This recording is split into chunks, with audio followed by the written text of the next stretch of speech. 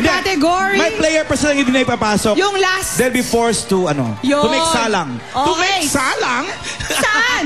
Sa category number 5. Aso at pusa.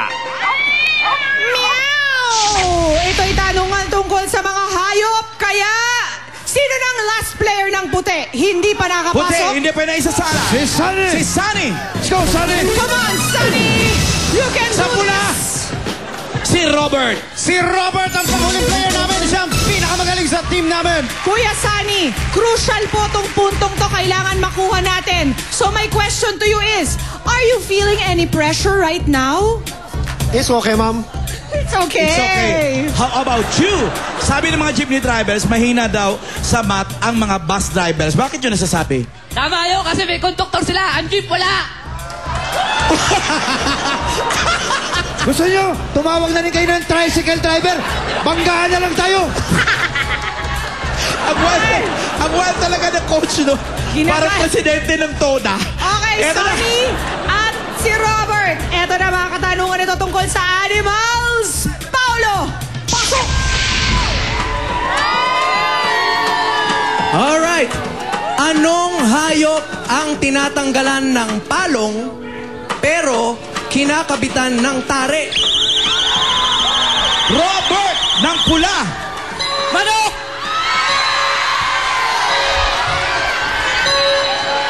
Paolo, ang sabi ni Robert, manok. Tama ba yun? Mali. Mali! Mali ba? Naku, Sunny!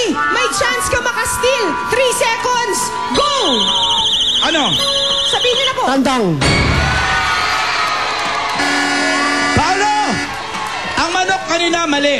Ang sabi naman ni Sunny, tandang daw. Tama ba yun?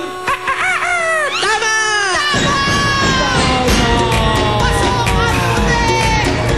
Ang mga hataw guys natin ang panalo. Dito tayo sa harap. Ayan ang maganda. Ayan na naman sila. Kahit anong init ng labanan, meron pa rin kamayan.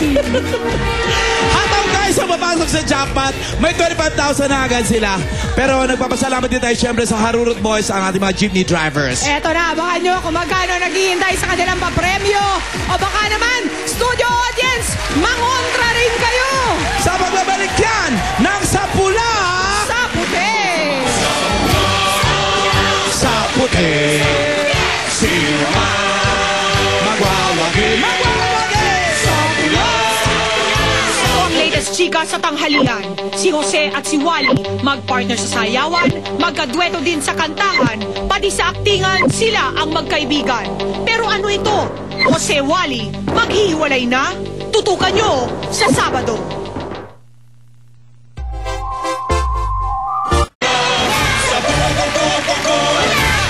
Kasama natin ang hataw guys dito sa jackpot round. Kapag nasagot nila ang tanong, alamin natin kung magkano ang iuuwi nilang jackpot. Eto.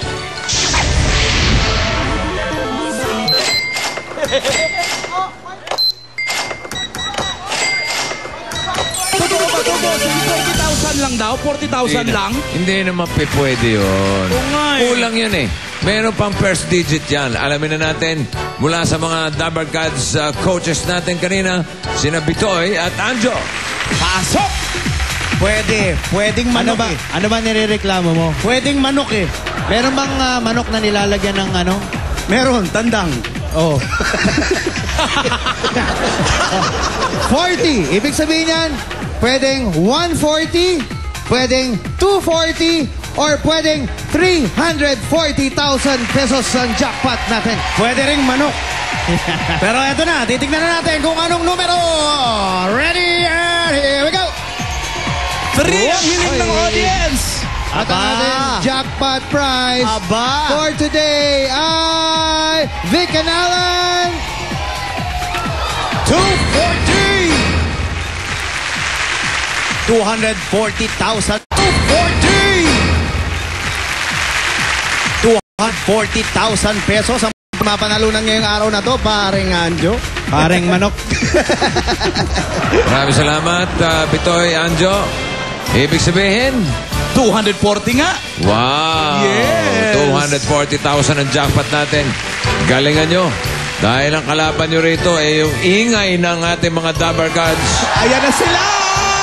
Yan ang kalaban Paano nyo. naman hindi sila mag-iingay, bossing?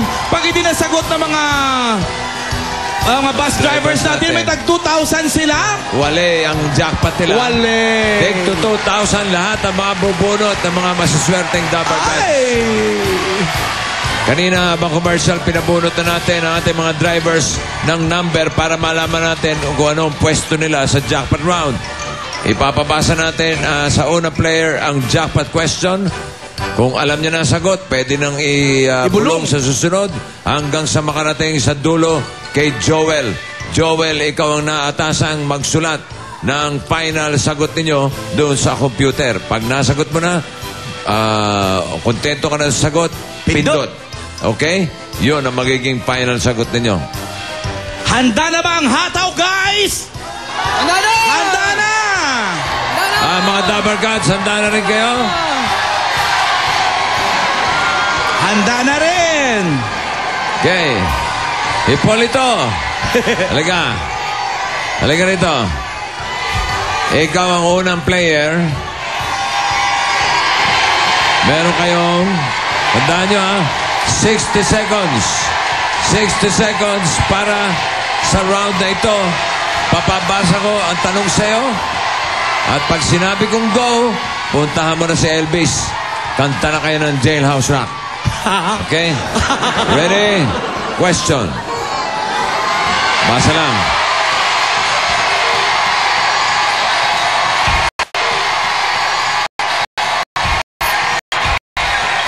Okay na.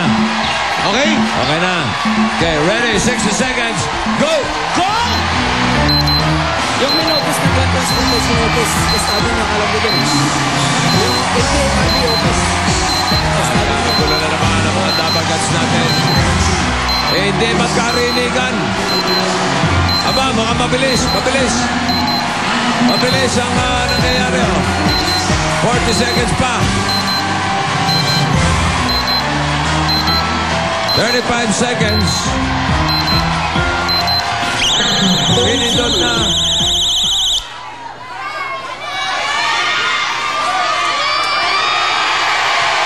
Alam mo kung bakit napabilis sila, bossing? Oh. Masyado sila napaaga doon sa 60 seconds. Ang sabi nito doon kay Elvis, ni Hipolito, aba siya, East Avenue. East Avenue na lang nag-travel hanggang sa Yan dulo. lang. Wala na yung tanong eh. Nakarating naman ang East Avenue. East Ave. Pwede na. East Ave. Kasi yung shortcut ng avenue is Ave. Okay? A-V-E. East Avenue ang kanilang sagot. Ngayon, ang tanong, ano ba yung bakit East Avenue ang sagot? Ito ang tanong.